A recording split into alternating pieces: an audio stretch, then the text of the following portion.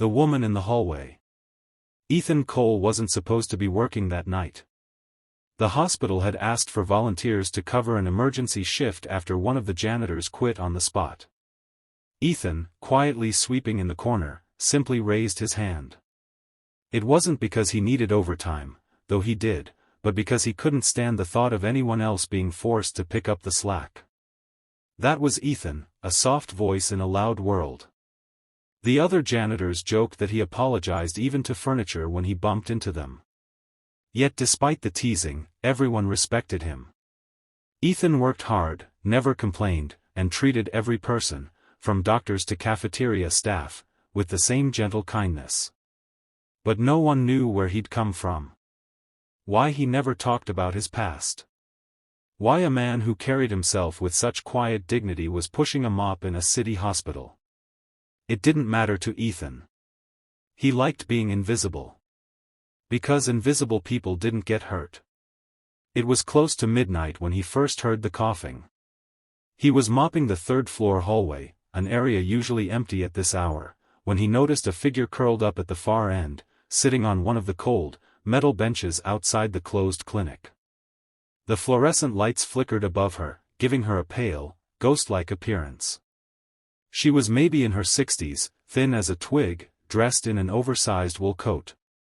Her hair, silver and unbrushed, was tucked behind her ears, and her hands shook as she held a paper cup of water. Ethan hesitated. Patients usually came through the ER, a lonely woman sitting here seemed wrong. He approached slowly. "Ma'am? Do you need help?" She startled slightly but looked up at him with eyes brimming with exhaustion, and something else. Fear. "Oh, no. I'm fine," she lied. He gently sat down on the bench beside her, leaving space so she wouldn't feel crowded. "You're coughing pretty hard," he said softly. "Can I get a nurse?" "No," she snapped, then immediately flinched at her own tone. "I'm sorry. I just need a minute." Ethan nodded. "Take all the time you need." The woman studied his face, as if trying to figure out whether he was safe. Something in his eyes must have reassured her. "You work here?" she asked. "Janitor," he answered. "Night shift." She smiled sadly. "You're too gentle for this place." Ethan didn't know what that meant, so he stayed quiet. The woman's coughing worsened, rattling deep in her chest. Ethan offered his jacket, but she refused. "That's your coat," she whispered. "You'll get cold." "I'll be okay." For a moment, they sat in silence, the hum of hospital machinery echoing faintly through the walls. Then she whispered, "I shouldn't have come here." "Why not?" "Because they're looking for me." Ethan stiffened. "Who's looking for you?" She blinked rapidly, breathing unevenly as if weighing whether to trust him.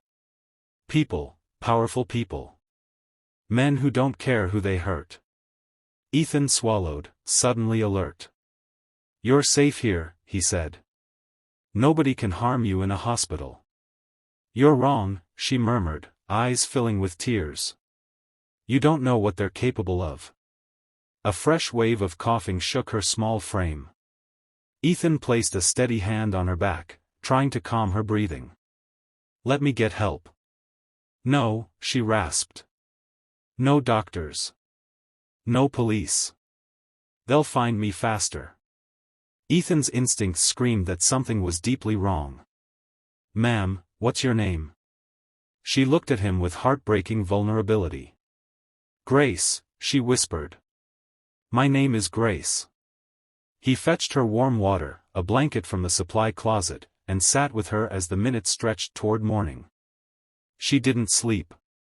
She only kept glancing over her shoulder, toward the elevators, as if expecting someone to burst through at any moment. At one point, Ethan asked gently, "Why are they after you?" Grace leaned closer, voice shaking. "Because I know something I shouldn't. Something they buried years ago." "What kind of something?" She looked into his eyes, her voice barely a breath. Your name, Ethan Cole, it isn't really Cole, is it? The mop slipped from his hands. He froze. What do you mean? Grace wiped her tears and shook her head. You think you're hiding. You think nobody knows. But they do. Ethan's heart pounded violently in his chest. How do you know my name? He whispered. Her answer came slowly, painfully. Because I was the one who kept the files. Ethan stood abruptly, overwhelmed. Grace reached for his hand desperately. They're coming tonight, she cried. Not for me. For you. They found you, Ethan, and I led them here. His blood turned to ice. Before he could respond, Grace's coughing became violent, so violent she collapsed forward. Ethan caught her, lowering her gently to the floor. Grace. Stay with me. I'm sorry, she choked out. I didn't want to, but I had no choice. He yelled for a nurse. A nearby doctor rushed over. But by the time they lifted her onto a stretcher, her pulse was faint, her breaths shallow. She was dying. And all Ethan could think was, who was she? And how did she know a truth he had buried for 14 years? At 4:13 a.m., Grace was pronounced dead. Her body was taken away quietly, tagged as unidentified. Ethan stood alone in the hallway she'd spent her last hours in, her words echoing through him. You think you're hiding? They're coming tonight. For you. He didn't sleep. He didn't finish his shift. He just sat in the cold silence until dawn. At 6 a.m., the limousine arrived. The returned name. The hospital's rear entrance was usually deserted in the mornings. Doctors smoked there occasionally, delivery trucks parked there sometimes. But a sleek black limousine at sunrise? That was a first. Nurse Kelly, heading out after her shift, paused mid-step. What on earth? Two men stepped out of the car. Both wore black suits. Both had earpieces. Both moved with the precision of trained operatives. Kelly instinctively stepped back inside, and watched through the glass as they entered the building. Who are they? A security guard muttered. No one answered. Inside, Ethan was collecting cleaning supplies when he felt a presence behind him. Mr. Lawson, one of the men said. Ethan froze. He hadn't heard that name in 14 years. Slowly, he turned. The man gave a respectful nod. Sir, your transport is ready. Ethan's heart hammered. No. No, you have the wrong person. Sir, the second man said calmly, your identity has been reactivated. You are to come with us immediately. Kelly, peeking from behind the reception desk, whispered to another nurse, Lawson. I thought his name was Ethan Cole. It wasn't. Not originally. His real name was Ethan Lawson. Son of billionaire philanthropist, Charles Lawson, the man who vanished with his son after testifying against a corrupt corporate syndicate 14 years prior. Everyone thought Ethan Lawson died in the fire that engulfed their family home. Everyone except the syndicate, the same syndicate Grace had hinted about. And now, they had found him again.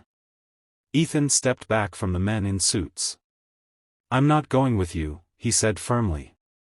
Sir, the taller man replied, Grace Whitfield contacted us before she lost consciousness. Grace.